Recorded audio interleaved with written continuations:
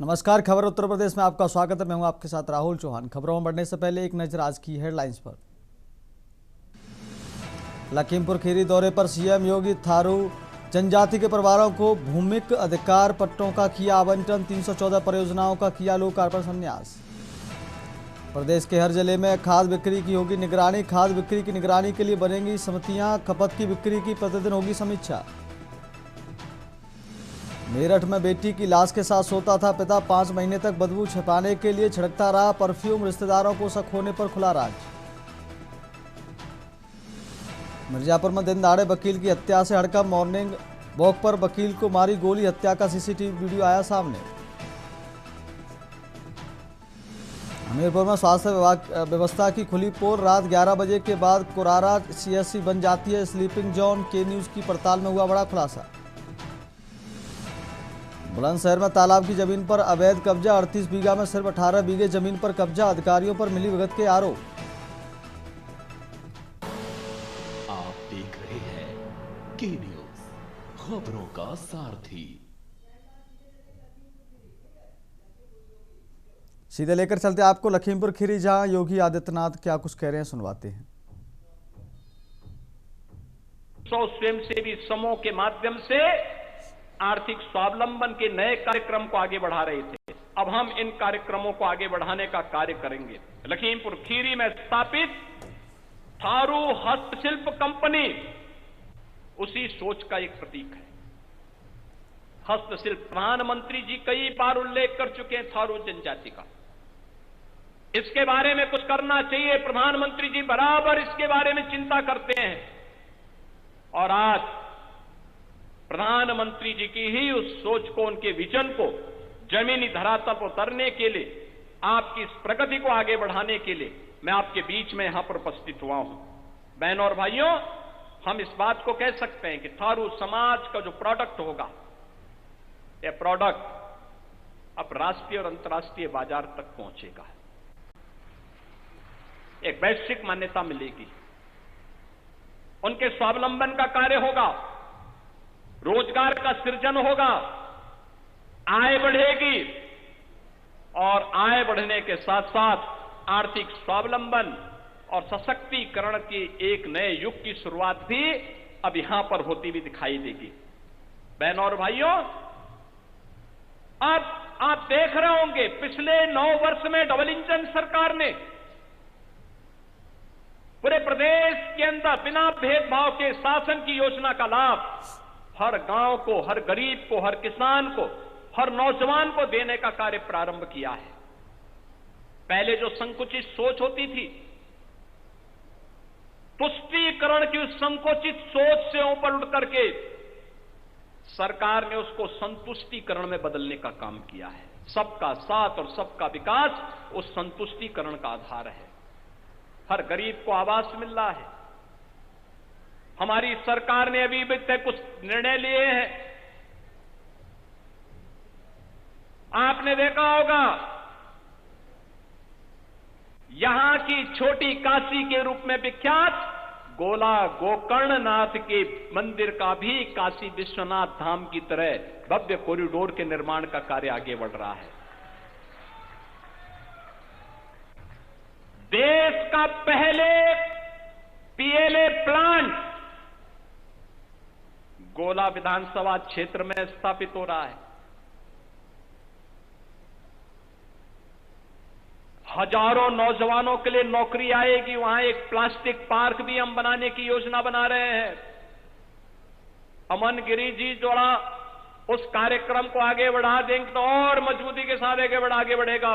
पीलीभीत आपके यहां के जितने भी नौजवान हैं लखीमपुर खीरी के, उनके लिए हजारों नौकरियां आएंगी पीएलए प्लांट में, जब वह प्लास्टिक पार्क भी मूर्त रूप ले लेगा। सैकड़ों यूनिट लगेगी। एक नया कार्य होगा। यहां का नौजवान बाहर नहीं जाएगा। गोला गोकर्णनाथ में भगवान देवादिदेव महादेव का भव्य कॉरिडोर बनेगा। देश आएगा, दुनिया आएगी। एक नया तीर्थ विकसित होगा। हर विधानसभा क्षेत्र में जो भी प्रस्ताव आए थे सरकार ने उन्हें आगे बढ़ाया है। आपने देखा होगा श्रीनगर में मेडिकल कॉलेज बन गया। कोई सोचता था मेडिकल कॉलेज बनेगा, आज मेडिकल कॉलेज बन गया। गोला गोकर्णनाथ में, और रोमी जी ने पिछली बार कहा था कि बाढ़ आ रही है। मैंने कहा देखो, आप अपनी बेकरी तो यहां बनाए नहीं, हमसे बार बार कहते हैं आप चिंता मत करिए, मैं आऊंगा। मैं आया था उस समय रोमी जी के साथ में, और हम लोगों ने ड्रेजिंग करवा करके शारदा नदी को ऐसा ड्रेजिंग करवाया कि जमीन भी बच गई, बाढ़ से भी मुक्ति मिल गई, बाढ़ से भी मुक्ति मिल गई। बहन और भाइयों, अब पलिया को एयर कनेक्टिविटी के साथ हम जोड़ने की तैयारी कर रहे हैं। यहां का एयरपोर्ट और मजबूती के साथ आगे बढ़ रहा है, और जैसे ही नए एयरक्राफ्ट आते हैं, हम लोगों का प्रयास होगा कि यहां पर अब हम इसको तेजी के साथ आगे बढ़ाएंगे। और आज इन्हीं सब व्यवस्थाओं के साथ लखीमपुर खीरी की जब हम चर्चा करते हैं, इस जिले का वास्तविक नाम, यहां की उपजाऊ भूमि, यहां के किसानों का परिश्रम, यहां के नागरिकों का पुरुषार्थ, वास्तव में इस जनपद का वास्तविक नाम लक्ष्मीपुर था। लक्ष्मीपुर धन धानस से बाहुल्य जिला था, प्राकृतिक सौंदर्य से भरपूर जनपद था।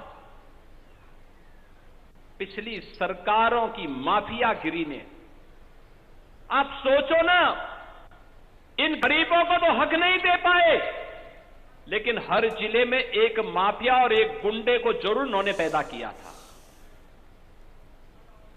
हर जिले में एक गुंडा, एक माफिया,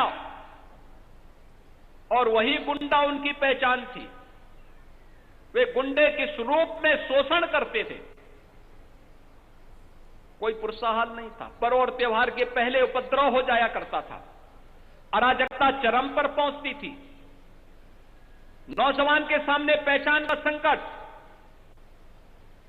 लखीमपुर खीरी हो या प्रदेश के सभी 75 जनपदों के नौजवानों के सामने पहचान का नया संकट खड़ा होता था।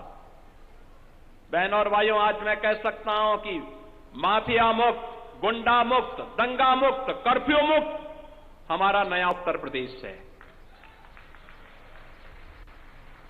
लखीमपुर खीरी की पहचान दुधवा नेशनल पार्क से, लखीमपुर खीरी की पहचान अब पलिया के एयरपोर्ट से, लखीमपुर खीरी की पहचान चंदन चौकी से, लखीमपुर खीरी की पहचान बाबा गोला गोकर्णनाथ से, और लखीमपुर खीरी की पहचान अब श्रीनगर में स्थापित मेडिकल कॉलेज से हो रही है। एक नई पहचान बन रही है। अब कोई लखीमपुर खीरी पर उंगली नहीं उठा सकता, कोई माफिया यहां पनप नहीं सकता है। मालूम है माफिया मिट्टी में मिल चुके हैं, और फिर कोई माफिया बनने का प्रयास करेगा तो मिट्टी में मिलने की तैयारी भी करे। किसी माफिया को पनपने नहीं देंगे, गरीब का हक किसी को छीनने नहीं देंगे, नौजवान के रोजगार पर, उसकी नौकरी पर किसी को डकैती नहीं डालने देंगे, हर दलित, हर वंचित को सम्मान दिलवाएंगे। और इसीलिए हमारी सरकार ने तय किया है, बाबा साहब भीमराव अंबेडकर,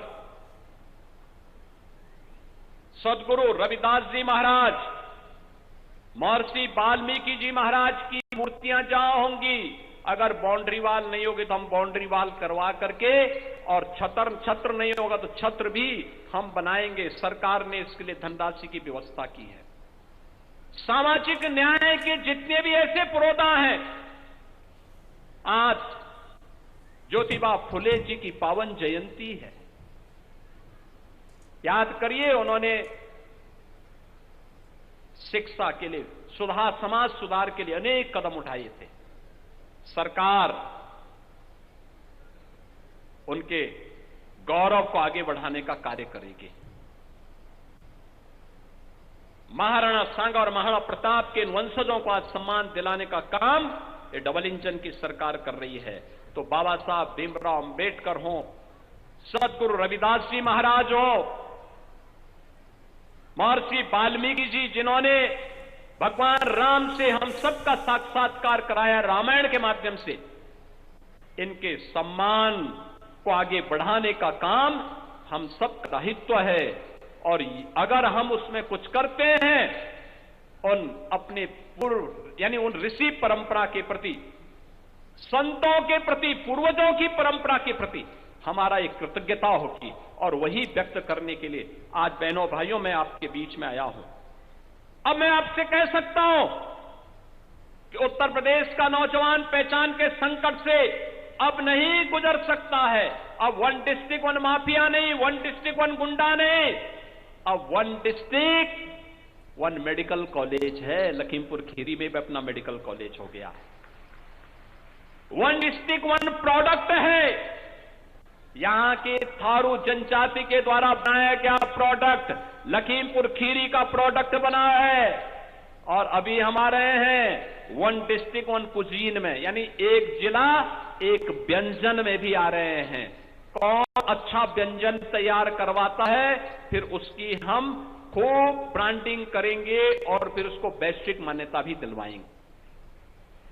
और लखीमपुर खीरी से मैं कहूंगा, इतनी अच्छी उर्वरा भूमि, प्रदेश का क्षेत्रफल की दृष्टि से और खेती की दृष्टि से सबसे बड़ा जिला है। तो इस जिले में भी कुछ ऐसा करके दिखाइए कि यहां के व्यंजनों की महक पूरे देश के अंदर फैलती भी दिखाई दे।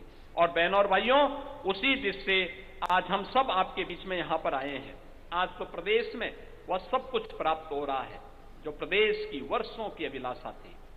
प्रधानमंत्री किसान सम्मान निधि, किसानों को उनका अधिकार देने की बात हो, ये सभी कार्य हो रहे हैं। प्रोक्योरमेंट के कार्यक्रम हो रहे हैं। हर किसान की उपज को एमएसपी का लाभ, एमएसपी का लाभ उपलब्ध कराया जा रहा है। लागत का 1.5 गुना लाभ हर अन्नदाता किसान को उपलब्ध करवाया जा रहा है। ट्यूबवेल के निःशुल्क कनेक्शन, बिजली कनेक्शन उनके सब माफ किए गए हैं। ये सिर्फ तब होता है जब सरकार में संवेदना होती है। अन्नदाता किसान हो या नौजवान की नौकरी आज बिना भेदभाव के सभी को प्राप्त हो रही है। और उसी दिशा में आज एक नए प्रयास को आगे बढ़ाने के लिए आज मैं आपके बीच में यहां पर उपस्थित हुआ हूं। बहनों और भाइयों, ये एक सर्वसमावेशी विकास का एक नया मॉडल भी है। जब पंचायत में, हर ग्राम पंचायत में प्रधानमंत्री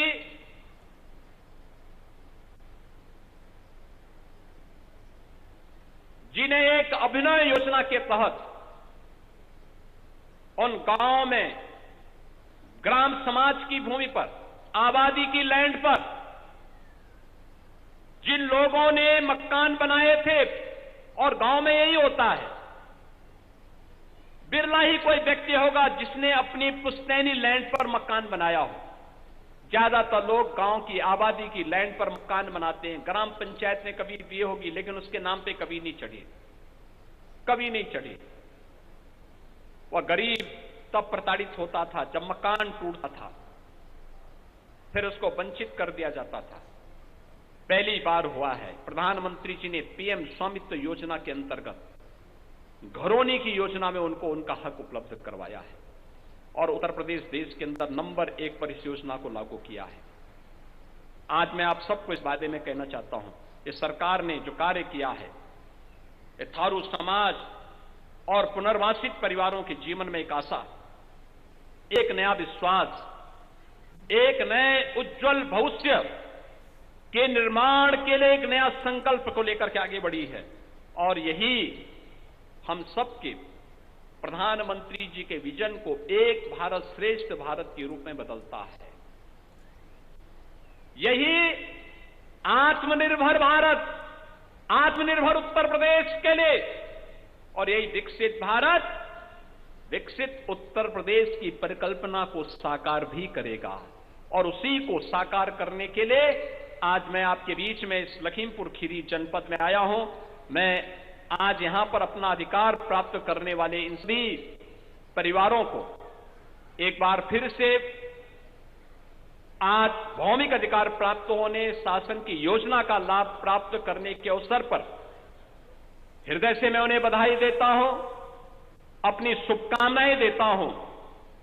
ये लगभग 7,000 परिवारों को, 7,000 परिवार का मतलब, अगर एक परिवार में 1,000 परिवार, एक परिवार में 5 लोग भी होंगे तो 5 लोगों का मतलब 35,000 लोग सीधे से लाभान्वित हो रहे हैं। 35,000 लोगों को आत्मनिर्भरता और स्वावलंबन के साथ, सम्मान के साथ आगे बढ़ने के लिए एक कार्यक्रम आज यहां पर आयोजित है।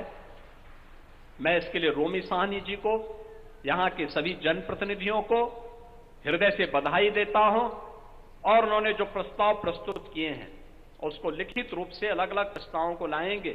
सरकार जरूर समग्रता के साथ उसके लिए कार्य करेगी, क्योंकि सरकार हर गरीब के लिए, हर वंचित के लिए, हर दलित के साथ, हर अति पिछड़ी जाति के साथ प्राथमिकता के साथ खड़ी है। इस विश्वास के साथ आप सबको मैं इन परियोजनाओं को, 817 करोड़ रुपए की परियोजनाओं के लिए एक बार फिर से हृदय से बधाई और अपनी शुभकामनाएं देता हूं। धन्यवाद। जय हिंद, जय श्री राम। एक बार आप सभी अपने स्थान पे खड़े होकर माननीय। अब वक्त हो गया छोटे से ब्रेक का, फिर लौटें ब्रेक के बाद। आप देख रहे हैं के न्यूज, खबरों का सारथी। ब्रेक के बाद फिर आपका बहुत स्वागत। खबर उत्तर प्रदेश में बढ़ते हैं खबरों के विस्तार में। खबर सीतापुर से है। गांव में गेहूं के खेतों में लगी भीषण आग। थाना खैराबाद के गरपलिया गांव में हुआ हादसा। बिजली लाइन का तार टूटकर गिरने से लगी आग। 50 बीघा से अधिक की गेहूं की फसल जलकर खाक। ट्रैक्टर से फसल जोतकर आग बुझाने की कोशिश। सूचना पर पहुंची फायर ब्रिगेड बन रही तमाशबीन। तेज हवाओं के साथ आग हुई विकराल। किसानों ने खुद आग पर काबू पाने का किया प्रयास। इस वक्त की बड़ी खबर आपको बता रहे हैं सीतापुर से। तेज हवाओं के साथ आग हुई विकराल। किसानों ने खुद आग पर काबू पाने का किया प्रयास। गांव में गेहूं के खेतों में लगी भीषण आग। सीतापुर से इस वक्त की बड़ी खबर आपको बता रहे हैं। थाना खैराबाद के गरपलिया गांव में हुआ हादसा। बिजली लाइन का तार टूटकर गिरने से लगी आग। 50 बीघा से अधिक की गेहूं की फसल जलकर खाक। इस वक्त की बड़ी खबर सीतापुर से आपको बता रहे हैं।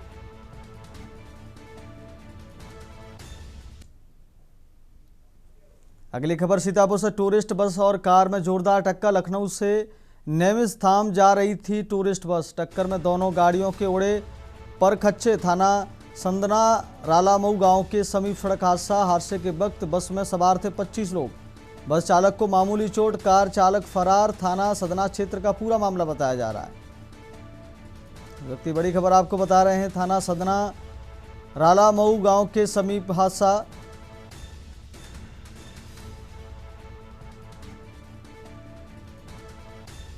हादसे के वक्त बस में सवार थे 25 लोग।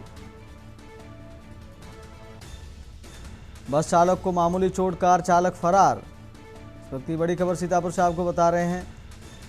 थाना सदना क्षेत्र का पूरा मामला बताया जा रहा है। नेमिस धाम जाते वक्त सड़क हादसा। टूरिस्ट बस और कार में जोरदार टक्कर। खबर कन्नौज से है। असीम अरुण का एक बयान राजनीतिक विवाद का कारण बन गया है। उन्होंने अखिलेश यादव पर तीखा हमला करते हुए उनकी तुलना पाकिस्तान से कर दी। सकरी खुर्द गांव में एक कार्यक्रम को संबोधित करते हुए असीम अरुण ने कहा कि अखिलेश यादव का जीतना मतलब पाकिस्तान बनना जैसा बयान दिया है। उन्होंने यह भी आरोप लगाया कि अखिलेश यादव कुछ जातियों को जोड़कर राजनीतिक लाभ लेना चाहते हैं। अपने संबोधन में उन्होंने आगे कहा कि अगर किसी तरह सरकार बन भी जाती है तो यह तय करना होगा कि भारत बनाना है या पाकिस्तान जैसा माहौल। सकरी खुर्द में दिए गए इस बयान के बाद राजनीतिक माहौल गर्मा गया है।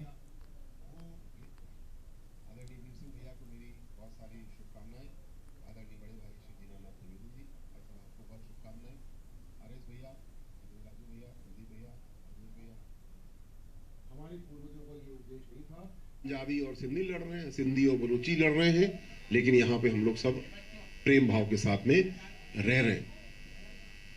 आज उत्तर प्रदेश में भी ऐसी ही कुछ तैयारी की जा रही है। अखिलेश जी के मन में एक विचार है कि 2-3 जातियों को जोड़ लो, बंटवारा कर लो अपना, और इस बंटवारे से अपना एक काम चल जाएगा, उल्लू सीधा हो जाएगा, सरकार अपनी बन जाएगी। पहली बात तो ऐसा होने नहीं वाला, पर अगर फर्ज कर लो होने भी वाला, तो पाकिस्तान बनना है या भारत बनना है। जो स्थिति समाजवादी पार्टी ने हमारे उत्तर प्रदेश की कर दी थी पिछले 9 साल में, योगी जी ने उसको। खबर हमीरपुर से, जहां के न्यूज इंडिया की पड़ताल में स्वास्थ्य सेवाओं की हकीकत की पोल खुल गई है। रिपोर्टकार कुरारा सामुदायिक स्वास्थ्य ड्यूटी के दौरान लापरवाही का गंभीर मामला सामने आया है। रात होते ही अस्पताल का माहौल बदल जाता है और ड्यूटी पर तैनात फार्मासिस्ट, वार्ड बॉय और डॉक्टर सोते नजर आते हैं। रात करीब 11 बजे के बाद अस्पताल स्टाफ मरीजों की देखभाल की बजाय आराम करता दिखता है। स्थानीय लोगों के अनुसार मरीजों के बिस्तर का उपयोग भी स्टाफ द्वारा किया जाता है। मामले को लेकर जिम्मेदार अधिकारियों की भूमिका पर भी सवाल उठ रहे हैं। आइए ले चलते हैं हम आपको सीधे डॉक्टर के कक्ष में कि फिलहाल जो डॉक्टर साहब हैं वो क्या कर रहे हैं। देख सकते हैं तस्वीर, जो डॉक्टर साहब हैं वो भी आराम से सो रहे हैं, चद्दर ओढ़े हुए थे, गहरी नींद में थे। आंखें देख सकते हैं, आंखें बता रही हैं कि शायद डॉक्टर साहब को गहरी नींद लग गई थी। आंखें लाल हैं, कुछ भी समझ में नहीं आ रहा है क्या कुछ हो रहा है।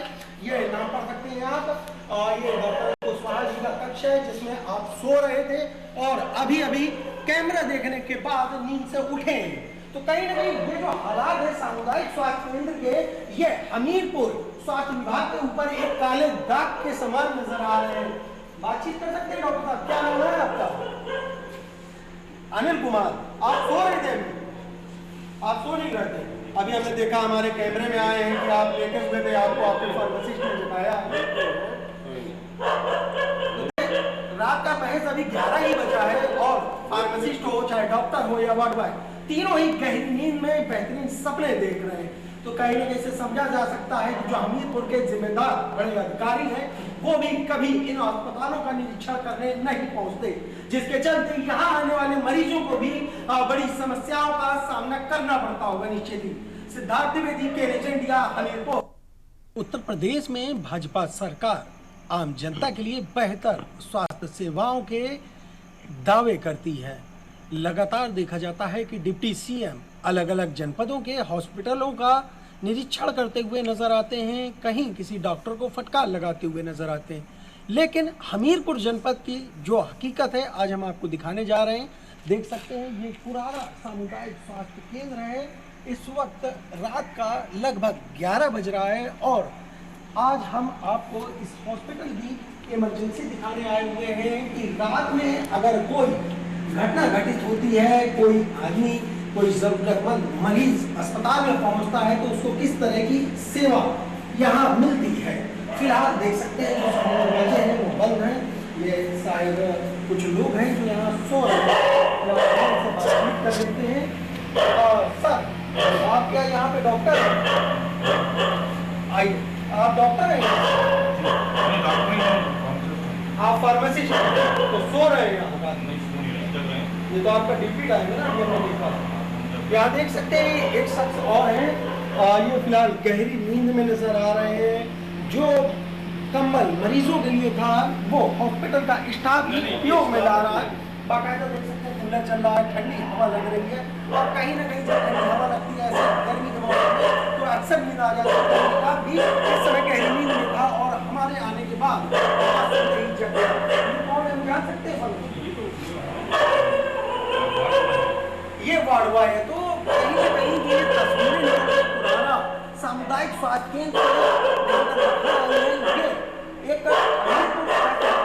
बड़ा सवाल ये कि आखिर उत्तर प्रदेश में भाजपा सरकार के जो बड़े बड़े दावे को लेकर, स्वास्थ्य सेवाओं को लेकर, हमीरपुर जनपद में किस तरह धराशाही साबित हो रहे हैं। सिद्धार्थ द्विवेदी, इंडिया, हमीरपुर। खबर हमीरपुर से है। इस वक्त की बड़ी खबर आपको हमीरपुर से बता रहे हैं। साध्वी निरंजन ज्योति का दौरा आज हमीरपुर से इस वक्त की बड़ी खबर, राष्ट्रीय पिछड़ा वर्ग आयोग की हैं अध्यक्ष। इस वक्त की बड़ी खबर है हमीरपुर से, आपको बता रहे हैं अध्यक्ष बनने के बाद आज पहला दौरा। जिलाधिकारी और पुलिस अधीक्षक से मिलेंगी। इस वक्त की बड़ी खबर हमीरपुर से आपको बता रहे हैं, पिछड़ा वर्ग की समस्याएं सुनेंगी साध्वी निरंजन।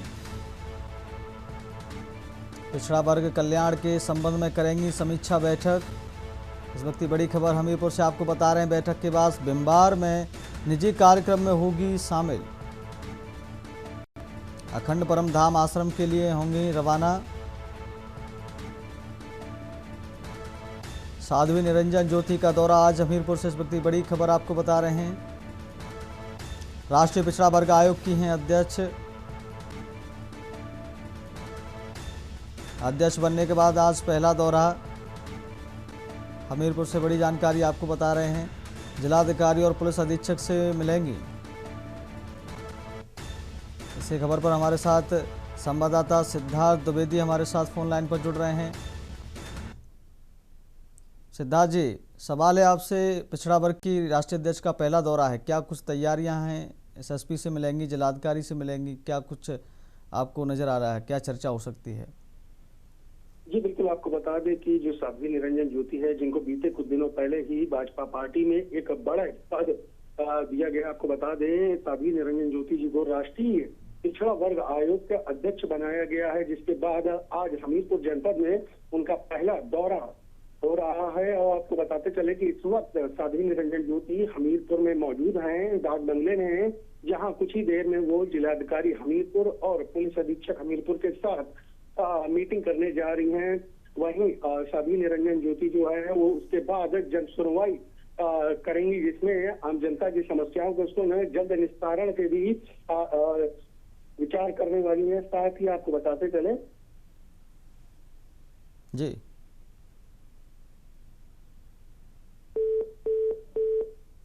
तो सिद्धार्थ द्विवेदी जी से हमारा संपर्क टूट गया। सिद्धार्थ द्विवेदी जी, आपका बहुत बहुत धन्यवाद तमाम जानकारी देने के लिए।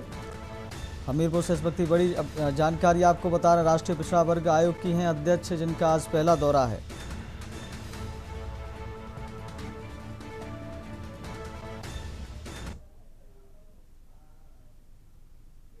फिलहाल खबर उत्तर प्रदेश में इतना ही। दीजिए इजाजत, देखते रहिए के न्यूज़ इंडिया। नमस्कार।